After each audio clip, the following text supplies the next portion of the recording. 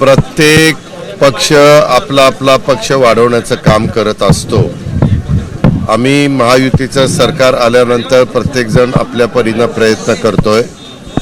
लोकांची अपेक्षा आहेत, आम्ही सगळेजण कशा त्या पूर्ण होतील त्याबद्दलचा आमचं नियोजन आहे। अर्थसंकल्प सादर झालेला आहे, उद्या शेवटचा दिवस आहे आणि या एकंदरीत चंद्रकांत दायमाजी किंवा आज राजेश विटेकरांनी पण आमचे पाथरीचे आमदार त्यांनी पण काही मान्यवरांना पालम, गंगाखेड, परभणी या भागातल्या लोकांना पक्षप्रवेश त्या ठिकाणी देण्याच्या करता इथं निमंत्रित केलेलं होतं आणि मोठ्या प्रमाणात विशेषतः सेवा दलाचे कार्यकर्ते, कारण दायमांना मी ज्यावेळेस खासदार झालो महाराष्ट्रामध्ये काँग्रेस पक्षाचा तेव्हापासून माझी त्यांची ओळख आणि ते त्यांचं काम अतिशय प्रभावीपणे करत असतात। सेवा दलाला खऱ्या अर्थाने एक ताकद देण्याचं काम दायमांच्या कारकिर्दीमध्ये झालेलं आहे आणि त्यांनी मला मधी एक विचारलं की दादा मला तुमच्याबरोबर काम करायचं, तुम्ही सगळेजण राष्ट्रवादी काँग्रेस पार्टी पुढे नेण्याचा प्रयत्न करताय, मलाही त्या प्रवाहामध्ये यायचं। त्याच्यामुळं अशा लोकांचं आम्ही स्वागतच करत असतो।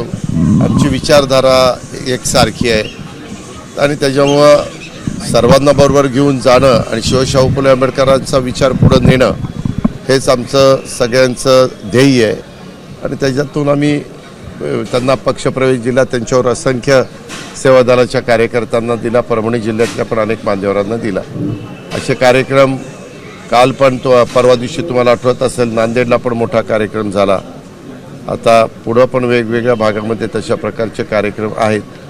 जिल्हा परिषद तालुका पंचायतीच्या नगरपालिकेच्या निवडणुकीच्या निमित्तानं कार्यकर्त्यांना तिथं संधी देता यावी, त्यांना तिथं काम करता यावं म्हणून पण आम्ही प्रयत्नशील त्या ठिकाणी राहणार आहोत।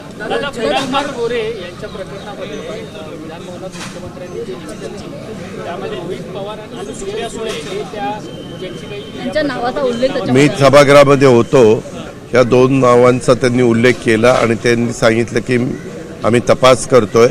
काही फोनच्या संदर्भातले म्हणजे फोन झालेल्याची माहिती किंवा रेकॉर्ड हे त्याच्यामध्ये मिळालं।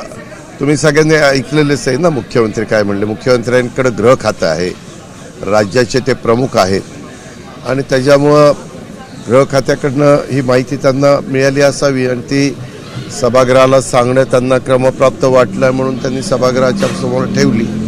आता वस्तुस्थिती काय आहे ते पूर्ण चौकशी तपास झाल्यानंतरच आपल्या सगळ्यांच्या समोर येईल। कुणाल कामरांनी म्हटलंय की अजितदादा जे म्हटले तेच मी म्हटलोय, त्यामुळे कशामध्ये कशामध्ये एकनाथ शिंदे यांच्या संदर्भात जी काही कविता पोस्ट केलेली होती एक मिनिट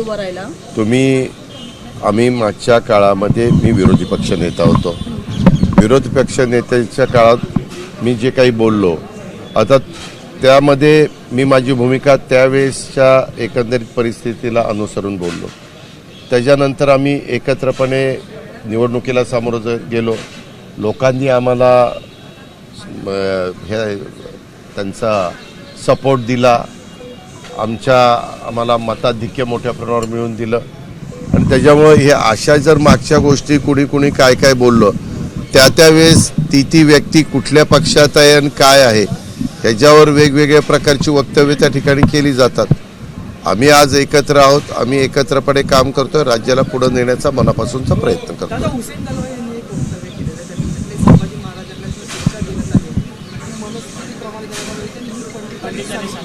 मी तो आपल्याला सांगू का, आता तुम्ही पण पत्रकार मित्र, आता एवढं महत्त्वाचं अधिवेशन चाललेलं आहे, त्याच्यामध्ये 7,20,00,000 कोटीचा अर्थसंकल्प सादर केलेला आहे आणि आज संविधानाच्या संदर्भात 75 वर्ष घटनेचे शिल्पकार डॉक्टर बाबासाहेब आंबेडकरांनी इतकं अतिउच्च अशा प्रकारचं संविधान आपल्याला दिलेलं आहे की त्या संविधानाने आपण सगळेजण एक राहिलेलो आहोत आणि सगळ्यांना त्या ठिकाणी आपली भूमिका मांडण्याचा अधिकार आहे।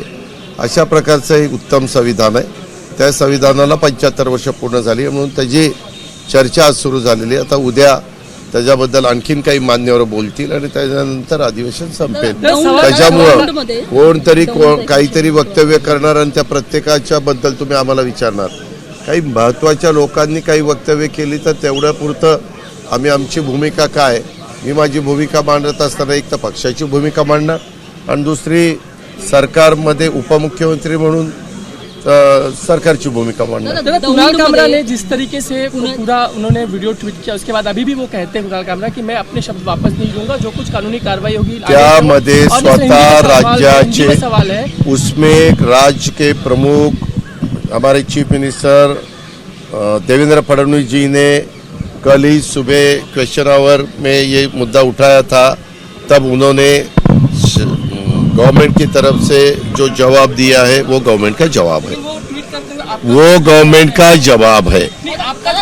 अरे मैंने बताया ना कि चीफ एक मिनट चीफ मिनिस्टर मैंने कब कहा, मैंने कब कहा, मैंने कब कहा?